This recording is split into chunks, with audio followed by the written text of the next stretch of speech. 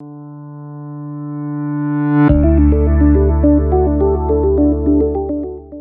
can now see the screen, right? Everybody can see the screen. Just give me a thumbs up. Excellent. So what I like to say at the beginning is I'm not talking about really something very new. So obviously, this is all of these things, virtual teams, hybrid teams, and remote work is not new at all. So there's been work on this, and it's been used in practice for more than 30 years. What is really new is the COVID situation actually provided a catalyst for all these three phenomena so that they exploded. I myself was very active because the remote work in Slovenia, we academics, we're really, we're fond of that. We've been using this for a very, very long time. But the countries actually differ quite a lot from how much this was used outside of, let's say, professions like academia. And know that in some places over Europe, this has been used a lot. So I know that, for example, Netherlands has used remote work quite a lot already. But in other places, even in Slovenia, there's been a lot of bureaucratic, red tape-ish things that have prevented this. But after the COVID situation, all of a sudden, this has become something that everybody is doing. So obviously, this is something that we all have to deal with. So as I said, it's old wine. So telecommuting was introduced in the 1970s. Yeah, I remember that. I don't remember that, but I was born in late 1970s. So I don't know how this looked like, but we all know the floppies and everything else and the things that happened at that time. So telecommuting, and there's also the discussions on the books on virtual teams. Everything has been done, with a lot of, as we say here, with a lot of beard. So there's been things going on for 30, 40 years. And it has its own ebbs and flows. So there's been some cases where work from home and remote work has been introduced into the companies only to be later withdrawn, especially when this was done at scale. So the companies were able to do this when the work from home was at the smaller, let's say, increments. But when they tried to use it with a lot of people in the companies, this was not running smoothly. More recently, the gig work and e-lancing actually introduced much more of work from home. But again, this was more on an individual basis. So we can see that there is a lot of things that have already been going on, but there hasn't been the explosion. So the COVID actually brought this burst of work from home that everybody's reconsidering the way that they're working. So before COVID, and this is US data, I don't have data for Europe, but probably it's similar. So before COVID, 7% of people was doing full-time work from home. And during the lockdown, this increased to about 53% of people, according to Willis Towers Watson. And there is expectations that after all this is over, but nobody knows when this is all going to be over, right? But when all of this is over, there's supposed to be about half of that, so, or let's say 22% people will still remain doing work from home. So what is also different is that in most of the places, either by government, federal, country or regional, or even company-based restrictions, work from home was not an option, because a lot of times before this was something that you could choose, but more recently this was done as a must, and that is an important new consequence in all this. So just let's try to think about the definitions, and the definitions for virtual teams go back again to the beginning of the century. And the simple definition, very well used one in academia, as members of virtual teams work together over time, distance, via some sort of electronic media. So this is the definitions that we've been using, and it actually entails the technology, the kind of the intersection of technology, the characteristics of team members, and the tasks. So this is something that is actually combined in a virtual team. The main, obviously, characteristics is that you have boundaries in the team that are being crossed through some sort of collaborative technology. The thing that we have been thinking a lot since then is, isn't that we're actually all teams that we have today were to some extent virtual, because all the teams, even if they were co-located in the same building, were using electronic media to communicate. So maybe that it would be better to talk actually about some sort of degree of virtuality. But nowadays, when we talk about virtual and hybrid teams, we usually make a distinction, and we talk about virtual things.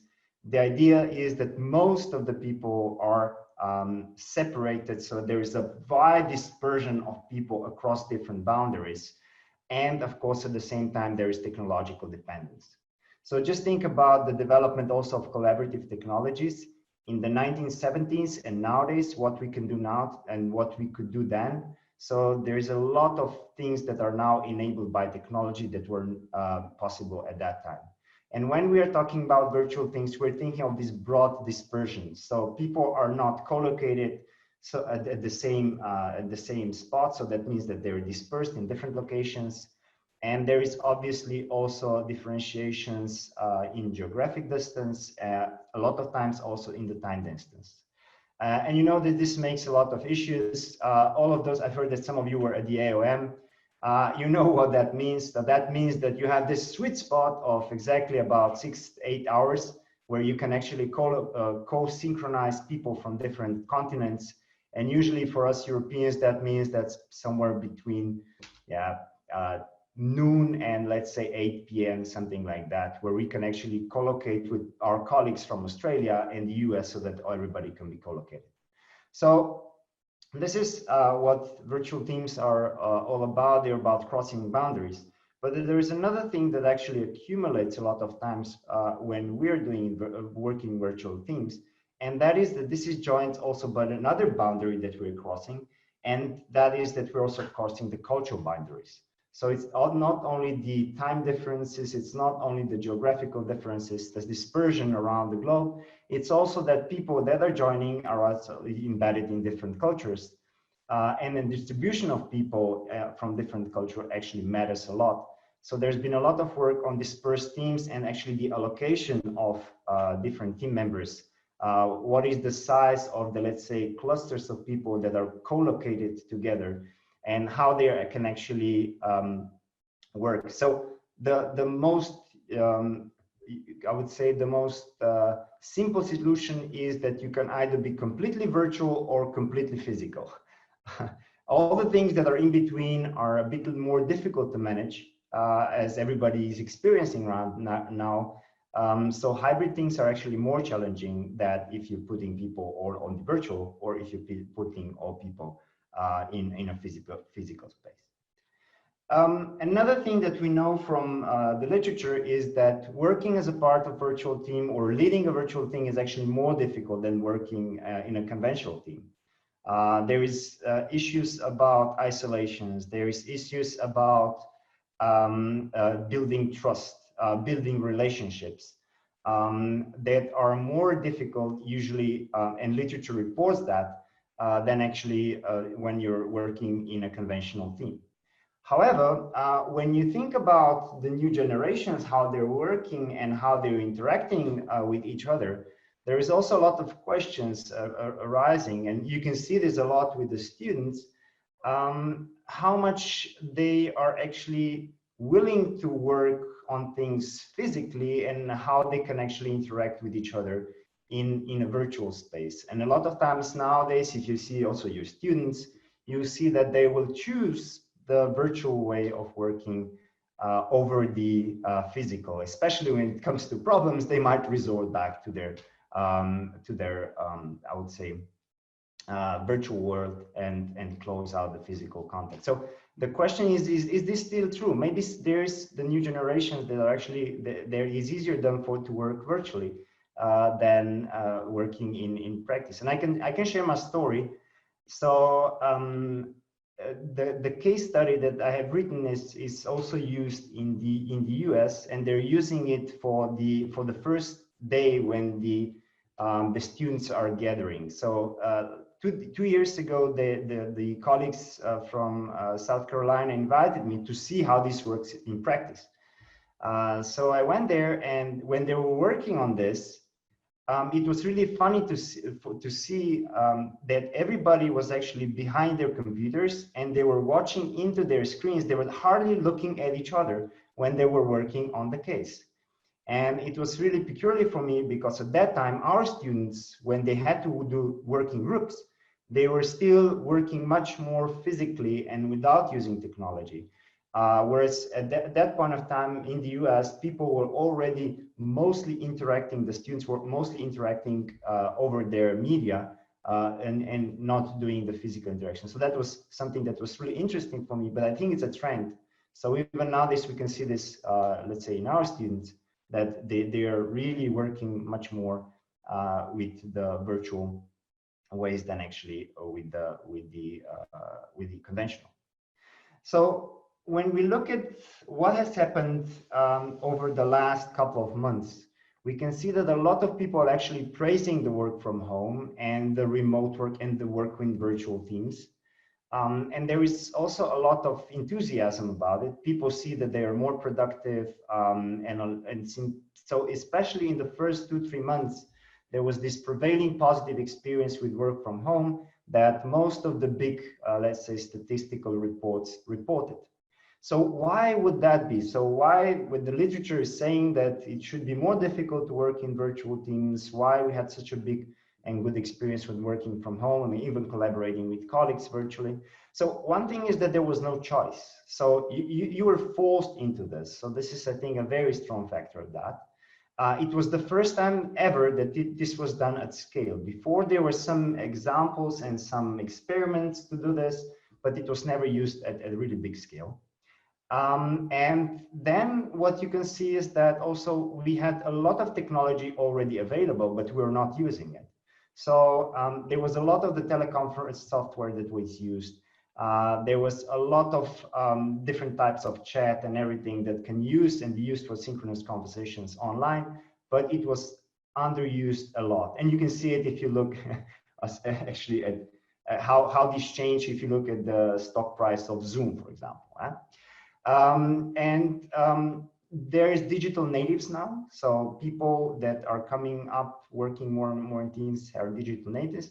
And there is another thing that I think was a big component of all this success, is that we had a common enemy. So that was the COVID, this small thing, very small thing, that everybody was actually trying to fight. So we were all in this fight together, and we're trying to emerge from this. So everybody actually did their best in trying to combat this external situation, external, unpleasant situation. And there was also, in a lot of places, and I think especially in the US in comparison to Europe, the fear factor. So a fear of losing the job, of not being productive enough, which of course in Europe, with the more, I would say, different approach to the crisis, it was not as exposed, but in the US, this was a really important issue as well. So people gave their best because they were really afraid they're going to lose their jobs.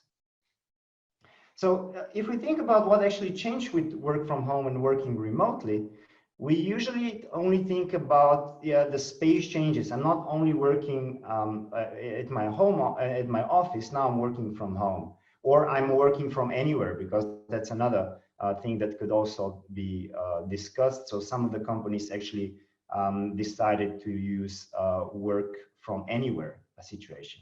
So there is two other things that are extremely related, and actually they're inherently combined with the space change, and that is that the time of work changes and the context of work changes. So let me first talk a little bit about the time. So what is actually changing? So in the office environment, because this is related to the commute, people will usually spend huge blocks of time in the office. So there is going to be usually like a more monotone time schedule that people are going to work on. But when they are given the flexibility to work from home, and especially in the situation when there is also work home integration, we are experiencing the idea of windowing. So people will be using specific time windows that can be spread across the time of the day when they're actually going to be working and non-working. So, and I would say that there's two types of people. So some people, when they for the first time went and worked from home, they try to still use the same time schedules that they used before. And there's others that wanted to experiment much more with that and use the flexibility to actually work on this. So it's not only that we are actually changing the space, we're also changing the time. Of course, this brings quite a lot of issues for the synchronization of the team, because if people are using different schedules when they're on, that also creates some issues there. The next thing is the space. So obviously, the trend is that we are going to go more and more into the home offices no matter what happens. I think that this trend is actually going to roll over. And sooner or later, most of the knowledge workers are going to at least some time of their working, let's say, working time, they're going to use it for the work from home. So a home office is going to be very important. So far, when people were forced into this, there was a lot of improvisation. So the offices are actually not as ergonomic. They do not have the same function socially, and people were not cognitively so involved, or they have not identified with the workspace as much as they could actually if they put a little bit more thought into this. So after some time, people have realized that they cannot really work in the kitchen, etc., so that they have to provide some boundaries to their workspace, etc. But I think that there is going to be a huge trend also in how people can actually organize their workspaces at home to actually be able to work in this remote environment. And this is also going to be something that's going to be scaled.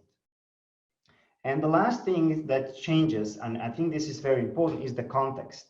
So if everybody works from their office, then the organization can standardize in some way their work environment.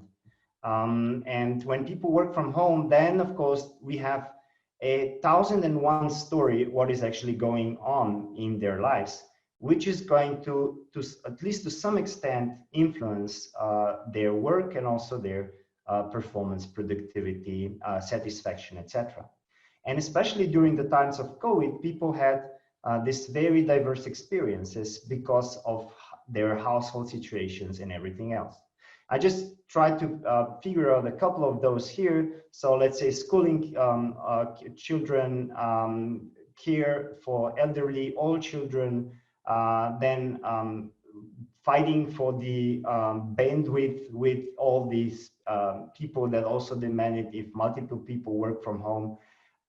We have people in isolation, which had some very important mental health challenges. We had people that actually got ill, or their relatives or their close ones got ill, and that had to be taken into consideration. And you know the very familiar story of a French reporter who was actually caught in his reporting with a naked female in the background, which actually wasn't even his wife, right? So there's a lot of very different situations that were going on. And of course, what that means for the team members is if you're working on a continuous basis remotely, you have to have empathy for what is going on in other people's lives, and actually try to incorporate this into the team performance and the development and workflow. So you have to understand that people are now in really different positions. That's why I think, and that's a very, I think, similar metaphor.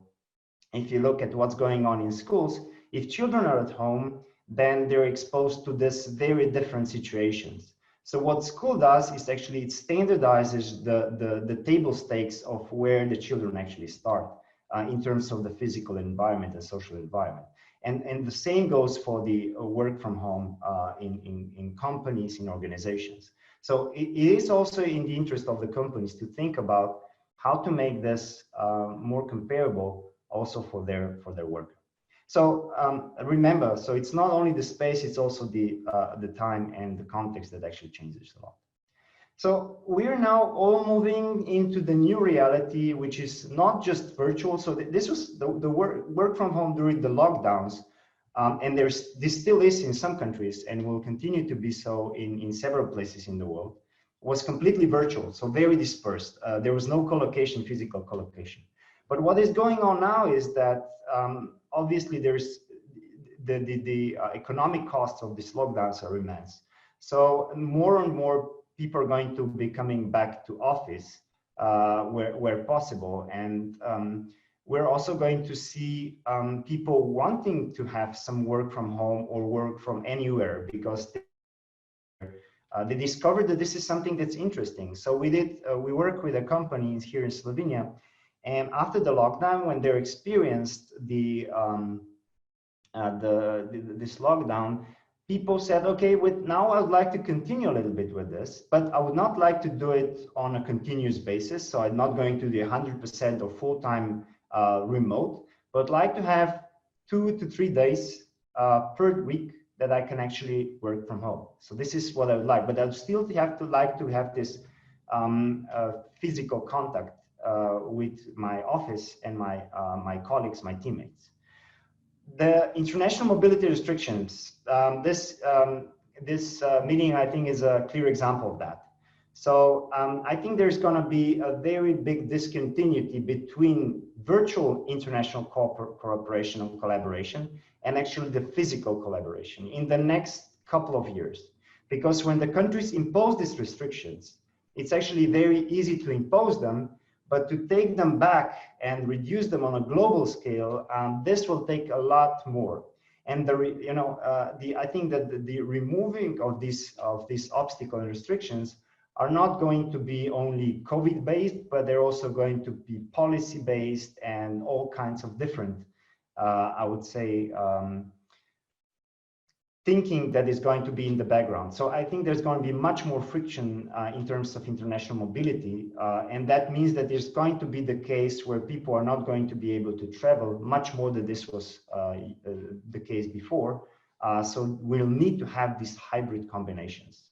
Then we'll have quarantine policies. In Europe, I think in the next couple of months, what we're going to see is that because of the increase of the cases and the probably also more cases in the work organizations, the quarantine policies are going to affect the work of the teams. So we'll need to integrate people that are going to be quarantined, not necessarily ill, but quarantined, and we'll need to integrate them into the workflow somehow. And the hybrid teams are, again, the answer to this. So this is also something. And of course, we can see that there's been a lot of work. Zoom is a great example here on the safer collaborative technology. So let's say cyber security risks have been removed to a greater extent. So there is more need for working on this. So how do these hybrid things look like, and what is that's very interesting for them? So let me give you a couple of cases. So what is interesting is that with hybrid teams, there is always some co-location. So some people that are physically present and some others that are present remotely. So this is a situation in the circle. What you have is 3 people co-located at the location. And one of those, you can have it in a rectangle in a square. So this is somebody who is going to be considered an essential worker. So one thing that this crisis has actually suggested is that we have a series of workers that we can call essential workers. And we can put them aside to the key workers, core knowledge employees and everything else. We also need these people that are physically present so that our operations can run. So they're always going to be physically present. And then we have some people that by devolution are actually working together on the side. So these people are co-located and they form a cluster where the medium is all physical, so they can really interact in the normal way. Then we have people that decide that they're actually going to be on remote. And in this case, they're dispersed. So there is always one person per location. So let's say they're working from home. And the rectangle that you can see, so that's another remote worker, But every worker is not there by their volition. They're there because they were quarantined. Yeah.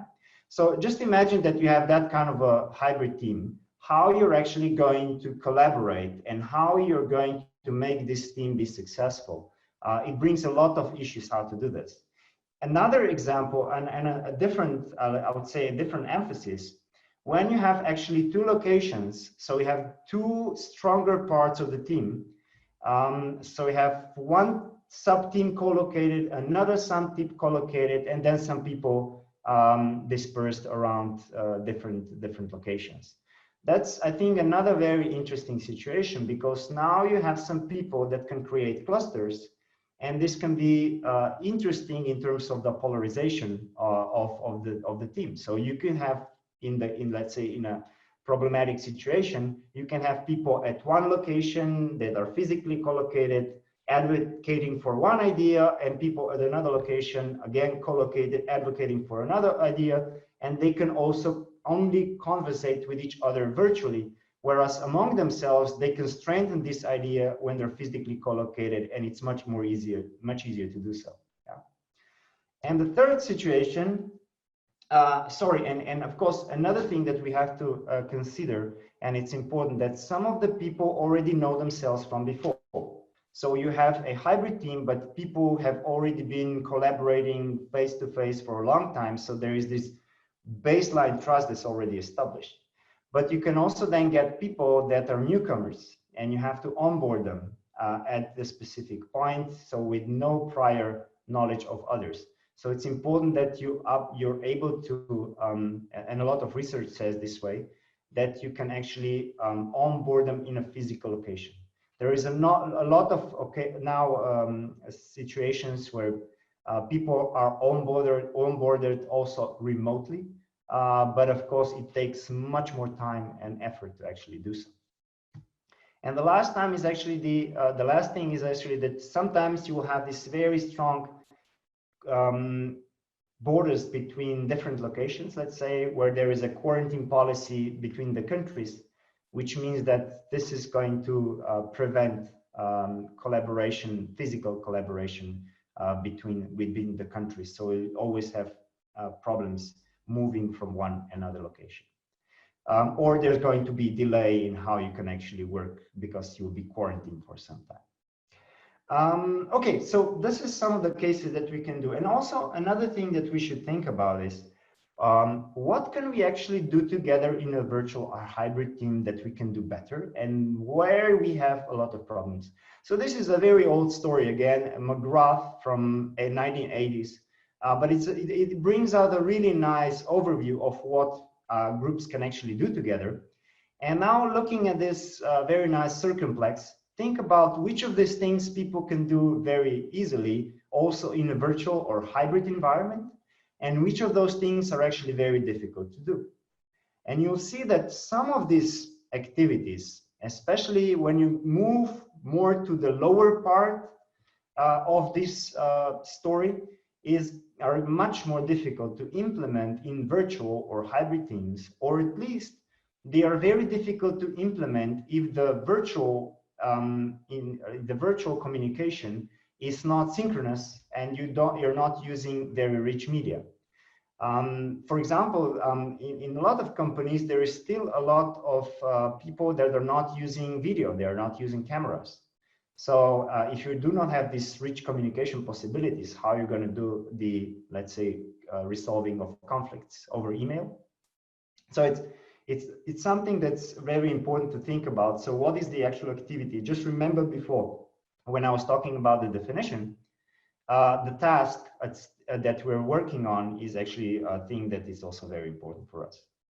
So we can do a lot already online and virtually. So for example, if you think about creativity and creating things, that's very easy to do, and sometimes even better if we do it online than if we do it in reality, especially the idea generation phase, because there is, let's say, no peer pressure, there is no effect of very highly vocal individuals that could overwhelm the whole group, etc. So this is something that can be easily done in this way. Planning, just think about Trello and what you can do with Trello and how people can, in an asynchronous way, plan much better than even if you use it in a virtual setting, in a physical setting.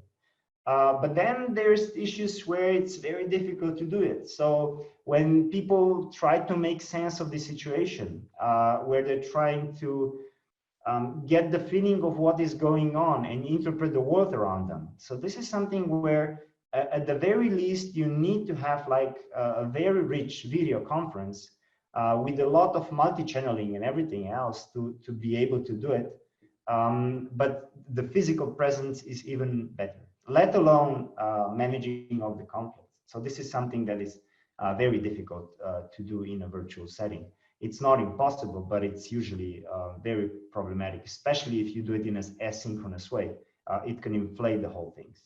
Probably you all have experience with the resolution of the conflicts over emails, which is usually inflammation of the conflicts, and not the other way around.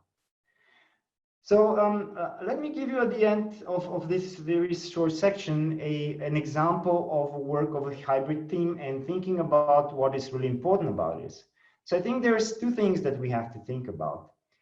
One is how much collocation of the members we need in terms of the number of the members and the number of the times when they're actually together physically collocated, and how much synchronization we actually need. So when we are actually in trade, we are in this at the same time we're connected. And you can see that the four, we like 2 times 2, but this is, I think, more continuous kind of discussion.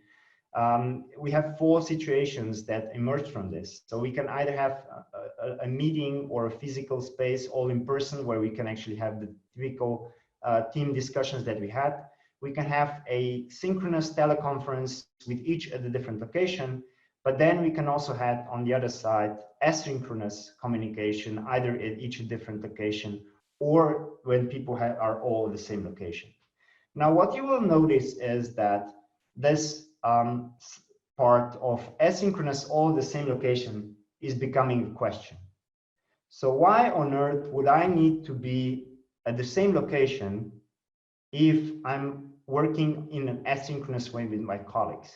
And I think that this is going to become a big question, because a lot of times there is a lot of disruptions, noise, and interruptions that actually would cause people that they cannot focus and work in an effective way individual on their tasks when they do not need actually to collaborate synchronously with their teams.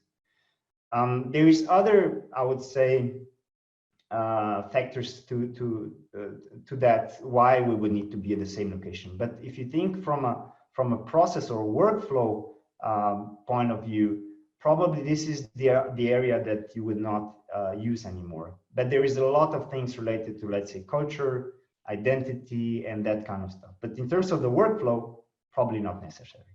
So one example is a company that actually uses 3 days that can actually be used as a remote work for people, and 2 days where everybody has to be physically present. So Monday, Friday, you have to be physically collocated, most of them. And then on the Tuesday, Wednesday, and Thursday, there is some people that are actually still going to be at the physical premises, and others are going to be remote. So that means that in those 3 days, probably the only way we can synchronize the whole team is through some sort of teleconference or a hybrid/teleconference. Whereas on Monday and Friday, there is possibility to do really physical face-to-face meetings and synchronize everybody if that is needed. Yeah? So this is a way how you can actually design the workflow hybrid team, but you have to give it a lot of thought when you're designing and thinking about how people are actually going to use it if they are giving the freedom to choose the day, the time and the days where you're gonna create this slots for synchronization, etc. And now let me walk you through some of the challenges that I see before I turn into the discussion. So the first challenge that I see is actually how to sustain the current positive work from home effects in the teams in the long run. So when you ask people about whether or not they were more productive now or not, they would say, well, we had higher performance. So the perception of performance is actually higher. And there is some background to this. So if you look at some recent studies, they would say that when they were looking, this study by the Phillips and others, they were looking at in a very, very broad range of people in their electronic communication over the last days, so after the lockdowns. And what they figured out is that people actually spent less time in the meetings per day, but also that the length of the average workday was increased. Yeah, so there is people had meetings. There was less time of this meeting, but there were more meetings. Usually because there is less of this, let's say, unproductive time in the meetings, which in the short run could work really well and also gave people this increased productivity idea. But in the long term, and especially in terms of creativity and other important factors, it could be interesting is this is also going to lead to sustainable long-term performance. But in the short term, the meetings went, there was more meetings, more people in the meetings, but they were much shorter. So on the whole, people were spending less time in the meetings per day, which gave them more time for their individual work. The second thing is that everybody reported higher engagement and cohesion. So especially in the first couple of months after the lockdowns. Later on, this actually slided a little bit. So, but in the first months, there was this amazing cohesion, especially in the narrow team among people, which people experienced. Another thing that led to some changes and more productive behavior is that people, because of this really big change, they were given a chance to reflect on their current work patterns. So what they actually do, how they do it, and what they could do better. Because when there is business as usual, we usually don't think about these things as much and we just follow the routines. But when there is this very big disruption, as it was with the work from home on a scale, people actually also started to think about this, and they reduced some of the unproductive behaviors that were with them before. So we could talk about some sort of a punctuated equilibrium model of how people think about work patterns. And then, of course, this productivity boosts, if they exist, if this is real, could also be short term. We all know that usually this boosts of productivity that happen after disruption are kind of oscillating after these changes. And we also know that teams usually have this, what they call the third quarter effect, which means that after this initial boost, usually what comes is also there is a slump in productivity afterwards. So we have to be actually aware of that when we think about how we're going to sustain this productivity in the long run. The second challenge is actually how to ensure inclusion, visibility, and equal participation. I think this is one of the crucial ones for the hybrid teams. If you think about the three examples of hybrid teams that I gave you before, I think it's important for both the team members and the leaders of the teams to actually think about how to ensure that everybody is included, that everybody has the opportunity to collaborate, and also for the team members that they try to be proactive and contribute to the teams, even if some people are co-located and others are remote. So this is, I think, one of the most important aspects of whether a hybrid team is actually going to work or not, because there is a lot of times with the experiments we had so far with hybrid teams is that people that were not at the center, that were not usually at the place where people are co-located and physically co-present, they felt that they could not contribute as much as they could. So we have now more technology that we can use people to include them, also when we are in hybrid teams, but we have to be really careful how we do this, and especially if there is opportunity to do and enhance some fault lines.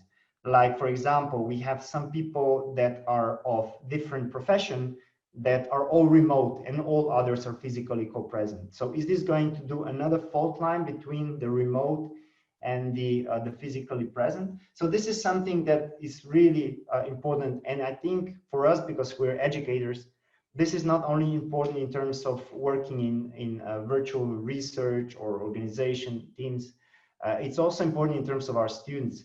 So how do we actually ensure that people that, let's say, are international students that might not be able to come, how we can include them in a way so that they will feel that they are equally co-present than the ones that are actually going to be present in the lecture room. And of course, there is also people that dislike work from home. So in the organization that we're working with, there's people that say, well, I don't like this. So even if I have the opportunity to work from home, I don't like it. I won't work from home. But even if they say that, they will have to work in hybrid teams because there's going to be more and more people that are going to work from home. As we said, a lot of people said, yes, I want to work from home. The work from home is going to be an employee value proposition that every company is actually going to give if they want to attract talent. So this is something that they cannot escape from. So even if I do not want to work from home, I'll have to work with my colleagues who are working from home. So I'll be in the hybrid team anyway, even though I don't like this way of working. Can we develop the right technology for seamless blended experience? I think this is a big one, and probably a lot of entrepreneurial energy is going to go into that direction. So when I'm in a hybrid situation, how on earth am I going to make this seamless? Because now what we all do is, as we're trying to turn the cameras a little bit, there is these telepresence robots. You can see some examples here, which some are using. So you have the telepresent robot which is representing you. So if it's like when I'm talking to you, I can turn toward the telepresent robot and I can have a discussion with you, and you can see me that I'm physically present and I'm trying to engage you. But still, it's really difficult. A lot of things can be done actually. Some people say, well, I cannot do the small talk and I can do the side conversation when we do Zoom, and this is something that's really bothering me. And every time that we have these breaks in the international hybrid meetings or virtual meetings, people actually do take breaks. Before they went to into small groups and they chatted and they discussed things. But now everybody goes to the refrigerator and they put a black screen on their Zoom. So some of these things actually take a lot of effort to actually make happen. And actually small talk and side conversations can be done. Just for example, take Zoom. So as you're actually discussing things over Zoom, some of the companies are encouraging also the side conversation over the chat. So if you look at what's going on, the chat is exploding at the same time when there is Zoom conversations, so that people are having the things that you would usually go to the colleague and kind of whisper or gossip on the side, you can actually do on a private chat or on a public chat if it's more generally usable, to spice up this discussion. But still, this is far beyond the good old lobbying that we usually see at the meetings of the teams that can happen during the breaks, etc. Another thing that's also important is how to model serendipitous interactions. So those interactions that are not planned. Because when we are thinking about the sync now, we always think about something that's planned up in advance. So that I don't bump into somebody on the Zoom corridor. So how do I actually implement that? So that is very important. And that is extremely important for creativity in organizations. So how can I develop a bit more of that? Then the next one, and this is especially true for the US and especially true for the financial industry, how do I keep excessive control out of the picture, and how do I have a good balance between trust and productivity? So do I trust my people that actually go and do the work when they're at home and nobody's watching them, right? Or will I just put the good old big brother to do the oversight? So this is not something that is negligible. So organizations obviously have a lot of responsibilities, also legal responsibilities, and there is a lot of cyber crime. So part of the control is actually related to the fact that you have to provide this cyber security to people also when they're working from home. So how are you going, especially if you're in very sensitive industries? So how are you going to do this? So there is a lot of applications out there now which can actually track your time, track your behavior online, see what is productive, unproductive time, etc. So, but when you're controlling people and you impose something on this, first of all, in most of Europe, this is going to be problematic anyway. But when you do something like this, you also give people, in a way, a nudge that you don't trust them. So, and if you say to people you don't trust them, then they might start behaving in this way. So that is a hidden, I would say, a vicious circle that could happen if you're using some of these situations. But again, there is companies that are using a lot of this, but they're using it for the coaching and personal enhancement, let's say, purposes. So you will get, let's say, Microsoft has a nice tool that they use, which actually suggests to you how you're using your time, how you can actually be better in the next days in terms of your productivity, but it's not a kind of controlling device, but it's more of a coaching device. Of course, there is always a slight difference between the control and the coaching. And there's new kinds of presenteeism. So, people that used to hang up on their desk to show that they're present, now there is possibilities of people that were just gonna be a lot on the Zoom meetings because somebody would look at how many Zoom meetings and for how many hours they had or something like that. So you can always play around with that. And of course, it's also that what you can track with these applications is only the digital trace. So if your work and productive work also include things that are not digitally traced, then of course this is going to be seen as unproductive time, which is obviously silly. So there is a lot of issues still also with this. Then another thing that is very important is how to ensure an optimal mix of synchronous and asynchronous interaction modes. So we know that demanding team tasks demand synchronous interaction, but we also have to think about when to use the asynchronous. It has a lot of benefits. Synchronous usually takes time of multiple team members. Asynchronous can give you more thought. It's more usually more equal because not only the extroverts, let's say, come into place, etc. And we have a lot of ways of combining them as well. So finding a good mix is actually another challenge. And then, of course, it's also how to manage the blurred work-life boundaries. There is a lot of potential to procrastinate, especially with the large task list when you're working from home. There's a lot of other distractions that are not there when you are in the office. As we said before, there is a diversity of household situations. And then even the commute is a double-edged sword, we would say. So if you think about the commute, this is usually the #1 reason when you ask people why they would work from home. They say, I don't want to lose an hour on the road each way. So I prefer not to do so. So the commuting time is actually something that I'm after. So this commute at the same time is usually a mental transition for people. So they cognitively, they go from home to job, to the office. So they go from home to work and they transition nicely during this commute. Now, when you are at home and you have to transition, this is has to be something like an instant transition. So can you actually use this routine of commuting as something that is transition between your work and your leisure? And the last challenge, as I said, office is not only a place where you work.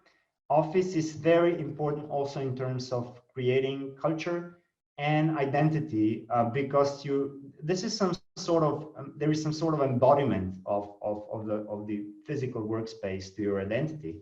So office is not just an office; it shapes our identity. So just think about the Cambridge, working at Cambridge, right? So it's the the flavors of all this physical space that also make the culture very vivid.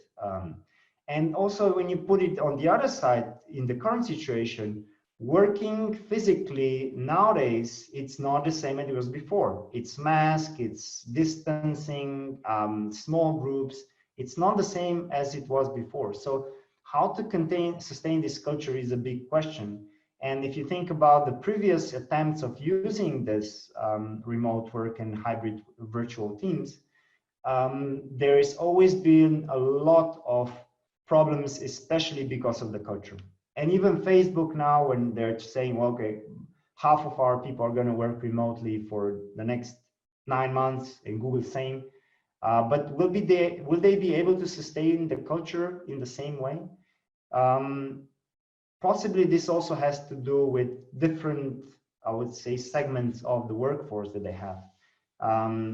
If you know probably that Google has one building where there's Googlers and then another buildings where there are temps that they're also working on this. And probably the remote is much more likely going to be used on the temps than actually on the Googlers themselves. So where does this leave us? And this is my last slide, so prepare your questions. I think there is 4 alternative models for making this work. So one model is very simple. So let's not complicate it. It was really simple to work when we go all virtual. But of course, this has a lot of downsides. So, you know, if everybody's on the Zoom, we can do it, but there is a lot of things that we can actually not do, and all the physical, let's say, interaction possibilities are gone. So, but this is an option. So saying people are going to work remotely all the time virtually, this is something that we can say. The second, I think, much more reasonable is that there is going to be segmentation of workers. So I think that there is actually going to be some sort of core periphery model that is going to happen, where you're going to have a physically / lightly remote people versus full remote staff. And I would argue that there is going to be a lot of attempts to make this physical light remote as blended as possible, and it's going to be a part-time of the work of people and everything else. Whereas with the full remote staff, it's going to go more and more into one-to-many interactions, and possibly also algorithmic management, so that you're actually going to have an algorithm that's going to be managing you. And then there is the midway solution. So there's going to be an alignment of this physical present entrainment with partial remote schedule. So we're going to have the model where people are still going to be either physically dominant present, or there's going to be remote dominant presence. And the possibilities for interaction physically are going to be very, very carefully designed and thought, or with structural elements or within the culture, so that people will be able to work in a hybrid manner.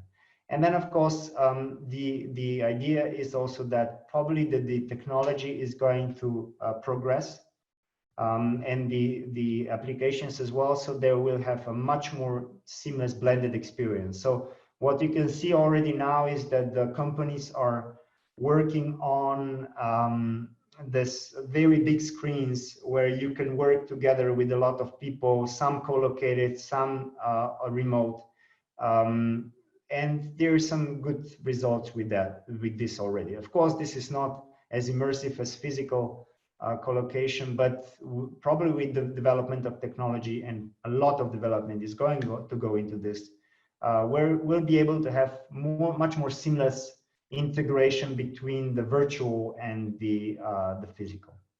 So I would finish with the thought that probably what is the interest of working well in blended or hybrid teams is that we try to integrate the best things from the physical world with the best things from the virtual world. But of course, there is always a threat that we're actually going to get the worst things from the physical and the worst things from the digital. And this is what we have to actually all work on as we work in hybrid teams, so that the good and let's say the good practices from both worlds actually are going to prevail. with that, I would turn into the questions, and I'm really eager for your comments, discussions. Feel free to discuss what the thoughts that you had during the presentations.